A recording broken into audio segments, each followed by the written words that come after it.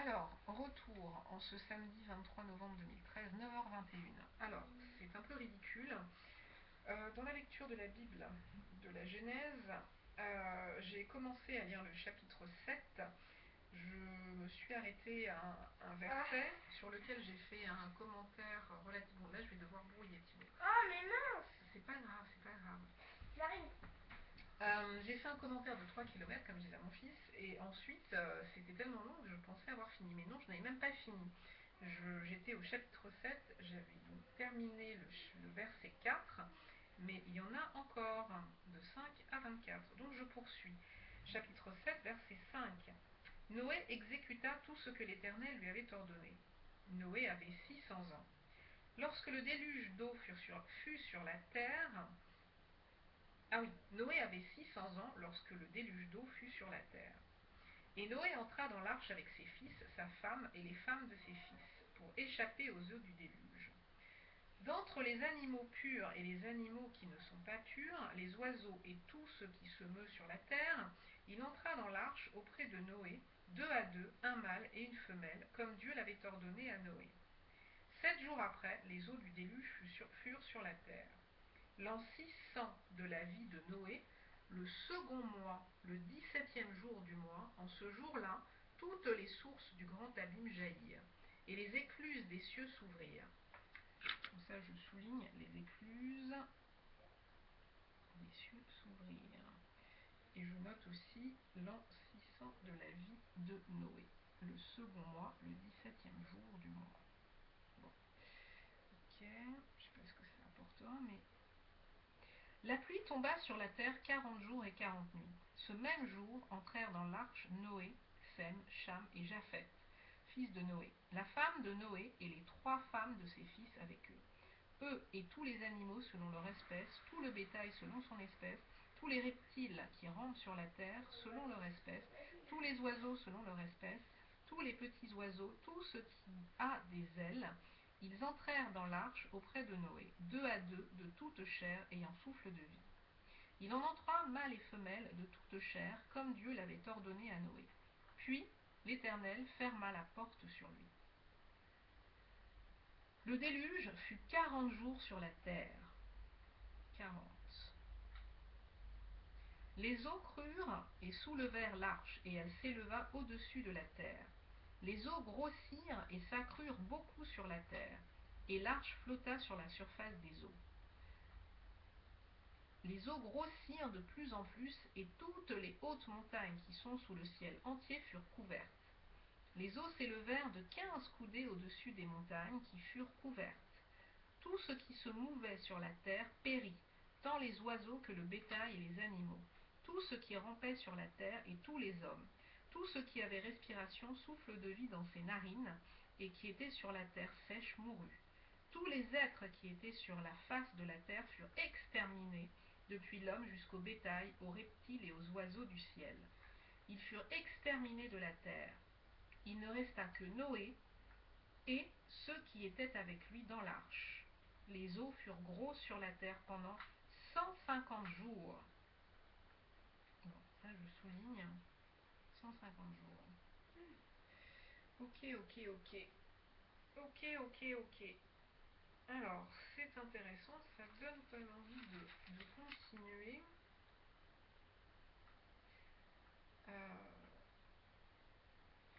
Ouais, je vais finir par le chapitre 8. Qu'est-ce qu'il y a, chérie? Rien. Non. Chapitre 8. Je suis en colère. Oui, mais pourquoi? Pour rien du tout. C'est ennuyeux. Chapitre 8. Donc, Dieu se souvint de Noé, de tous les animaux et de tout le bétail qui était avec lui dans l'arche. Et Dieu fit passer un vent sur la terre, et les eaux s'apaisèrent. Les sources de l'abîme et les écluses des cieux furent fermées, et la pluie ne tomba plus du ciel. Les eaux se retirèrent de dessus la terre, s'en allant et s'éloignant, et les eaux diminuèrent au bout de 150 jours. Le 7e mois, le 17e jour du mois, l'arche s'arrêta sur les montagnes d'Ararat. Alors, le 7e mois de quoi? Alors, je souligne les montagnes d'Ararat. Les eaux allèrent en diminuant jusqu'au 10e mois. Le 10e mois, le premier jour du mois, apparurent les sommets des montagnes. Au bout de 40 jours, Noé ouvrit la fenêtre qu'il avait faite à l'arche. Il lâcha le corbeau qui sortit, partant et revenant, jusqu'à ce que les eaux eussent séché sur la terre. Il lâcha aussi la colombe, pour voir si les eaux avaient diminué à la surface de la terre. Mais la colombe ne trouva aucun lieu pour poser la plante de son pied, et elle revint à lui dans l'arche, car il y avait des eaux à la surface de la terre. Alors là, je m'arrête, parce que cette histoire de colombe qui pose ses pieds, il y a de l'eau, elle ne peut pas poser ses pieds. Et il y a une image qui avait été employée par le pasteur Gilbert au sujet du Saint-Esprit, qui est représenté comme une colombe à un moment donné quand il descend sur Jésus-Christ. Donc, là, la colombe ne peut pas se poser parce qu'il y a encore de l'eau, ça n'est pas sec. Donc l'eau représenterait quoi? Les impuretés. Mais l'eau, c'est l'inconscient, c'est l'émotionnel, c'est... Bon, je ne sais pas, il y a peut-être un parallèle, mais peut-être pas. Enfin bref, donc, mais la colombe ne trouva aucun lieu pour poser la plante de son pied, et elle revint à lui dans l'arche, car il y avait des eaux à la surface de toute la terre. Il avança la main, la prit et la fit rentrer auprès de lui dans l'arche. Il attendit encore 7 autres jours, et il lâcha de nouveau la colombe hors de l'arche. La colombe revint à lui sur le soir. Et voici, une feuille d'olivier arrachée était dans son bec. Noé connut ainsi que les eaux avaient diminué sur la terre. Il attendit encore 7 autres jours, et il lâcha la colombe, mais elle ne revint plus à lui. L'an 601, le premier mois, le premier jour du mois, les eaux avaient séché sur la terre. Noé ôta la couverture de l'arche, il regarda, et voici la surface de la terre avait séché. Le second mois, le 27e jour du mois, la terre fut sèche. Alors Dieu parla à Noé, donc ça je souligne, alors Dieu parla à Noé, donc il lui parle. Alors Dieu parla à Noé, hop, en disant, sors de l'arche, toi et ta femme, tes fils, et les femmes de tes fils avec toi. Fais sortir avec toi tous les animaux de toute chair qui sont avec toi, tant les oiseaux que le bétail et tous les reptiles qui rampent sur la terre, qu'ils se répandent sur la terre, qu'ils soient féconds et multiplient sur la terre. Et Noé sortit avec ses fils, sa femme et les femmes de ses fils. Tous les animaux, tous les reptiles, tous les oiseaux, tout ce qui se meut sur la terre selon leur espèce, sortirent de l'arche. Noé bâtit un autel à l'Éternel. Il prit de toutes les bêtes pures et de tous les oiseaux purs, et il offrit des holocaustes sur l'autel. L'Éternel sentit une odeur agréable, et l'Éternel dit en son cœur, je ne maudirai plus la terre à cause de l'homme. Alors ça je souligne. Bon.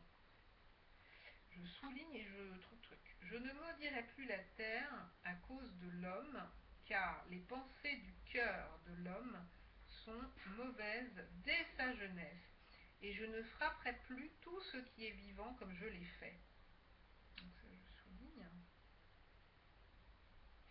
Tant que la terre subsistera, les semailles et la moisson, le froid et la chaleur, l'été et l'hiver, le jour et la nuit ne cesseront point. Tant que la terre subsistera. Alors, est-ce qu'il y a un truc là-dedans? Tant que la terre subsistera, les semailles et la moisson, d'accord. Le jour et la nuit ne cesseront point. Tant que la terre subsistera. Ok. Donc ça, c'est comme assez important. Donc c'est l'alliance entre Dieu et, bon, on va dire Noé. Où est-ce qu'on peut mettre les hommes? Voilà. Ok. Alors, je vais terminer par le chapitre 9. Non, vraiment, ce sera le dernier, parce qu'après, je vois qu'au 10, il parle de la postérité, machin, machin, et c'est très long. Alors, chapitre 9. Ce sera le dernier, parce que là, il est 9h31, Thibaut. Tu as presque fini? Mais oui. Non, mais je te stresse pas, je te demande. Alors, moi, je termine le chapitre 9. Dieu bénit Noé et ses fils, et leur dit, soyez féconds, multipliez, et remplissez la terre. Vous serez un sujet de crainte et d'effroi pour tout animal de la terre, pour tout oiseau du ciel, pour tout ce qui se meut sur la terre, et pour tous les poissons de la mer. Ils sont livrés entre vos mains. Tout ce qui se meut et qui a vie vous servira de nourriture. Ah, alors là je note. Tout, est bien marqué tout. Hein. Tout ce qui se meut et qui a vie vous servira de nourriture. Mais bon, après, il faut voir, il y a peut-être dans la Bible plus tard une contradiction, mais je ne suis pas sûre. Parce qu'à un moment donné, il y avait quelque chose de précisé sur c'est pas ce qui rentre par la bouche qui souille l'homme, c'est ce qui sort de sa bouche. Enfin, un truc comme ça. Je vous donne tout cela comme l'herbe verte. Seulement, vous ne mangerez point de chair avec son âme, avec son sang. Bon, alors ça, c'est quand même déjà une restriction. Vous ne mangerez point de chair avec son âme, avec son sang. Sachez-le aussi, je redemanderai le sang de vos âmes, je le redemanderai à tout animal, et je redemanderai l'âme de l'homme à l'homme qui est son frère. Si quelqu'un verse le sang de l'homme, par l'homme son sang sera versé, car Dieu a fait l'homme à son image, et vous soyez féconds et multipliez. Répandez-vous sur la terre et multipliez sur elle. Alors, seulement vous ne mangerez point de chair avec son âme, avec son sang. Sachez-le aussi. Donc, deuxième chose, je redemanderai le sang de vos âmes, je le redemanderai à tout animal, et je redemanderai l'âme de l'homme à l'homme qui est son frère. Si quelqu'un, donc c'est ça, c'est si quelqu'un verse le sang de l'homme, par l'homme son sang sera versé. Bon. Ok. Et tu ne tueras pas. Car Dieu a fait l'homme à son image. Et vous, soyez féconds et multipliez, répandez-vous sur la terre et multipliez sur elle. Dieu parla encore à Noé et à ses fils avec lui en disant, voici j'établis mon alliance avec vous. Donc ça je souligne, voici j'établis mon alliance avec vous et avec votre postérité. Après vous, oui, bah oui, avec tous les êtres vivants qui sont avec vous, tant oiseaux que le bétail et tous les animaux de la terre. Avec tous les êtres vivants qui sont avec vous. Okay. Soit avec tous ceux qui sont sortis de l'arche, soit avec tous les animaux de la terre. J'établis mon alliance avec vous. Aucune chair ne sera plus, alors ça je note, aucune chair ne sera plus exterminée par les eaux du déluge. Et il n'y aura plus de déluge pour détruire la terre. Et Dieu dit, c'est ici le signe de l'alliance que j'établis entre moi et vous, et tous les êtres vivants qui sont avec vous pour les générations à toujours. Ah. J'ai placé mon arc dans la nuée, et il servira de signe d'alliance entre moi et la terre. J'ai placé mon arc, l'arc-en-ciel, dans la nuée, et il servira de signe d'alliance entre moi et la terre. Quand j'aurai rassemblé des nuages au-dessus de la terre, l'arc paraîtra dans la nuée, et je me souviendrai de mon alliance entre moi et vous, et tous les êtres vivants de toute chair, et les eaux ne deviendront plus un déluge pour détruire toute chair. L'arc sera dans la nuée, et je le regarderai pour me souvenir de l'alliance perpétuelle entre Dieu et tous les êtres vivants. L'alliance perpétuelle entre Dieu et tous les êtres vivants, de toute chair qui est sur terre. Et Dieu dit à Noé, tel est le signe de l'alliance que j'établis entre moi et toute chair qui est sur la terre.